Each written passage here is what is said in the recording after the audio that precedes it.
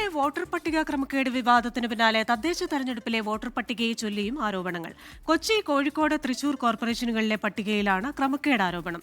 ആറ്റിങ്ങൽ ലോക്സഭാ മണ്ഡലത്തിലും ഉടുമ്പൻചോല നിയമസഭാ മണ്ഡലത്തിലും CPIM വോട്ട് ക്രമക്കേട് നടത്തിയെന്ന് കോൺഗ്രസ് ആരോപിച്ചു. കൊച്ചി കോർപ്പറേഷനിലെ മുണ്ടംവേലിയിലാണ് ഇല്ലാത്ത കെട്ടിടത്തിന്റെ വിലാസത്തിൽ 83 വോട്ടേഴ്സ്. ഇതിനോട് ചേർന്നുള്ള വീടിന്റെ വിലാസത്തിൽ കഴിഞ്ഞ ലോക്സഭാ തെരഞ്ഞെടുപ്പിൽ 36 അതിഥി തൊഴിലാളികളാണ് വോട്ട് ചെയ്തതെന്നും ആരോപണം.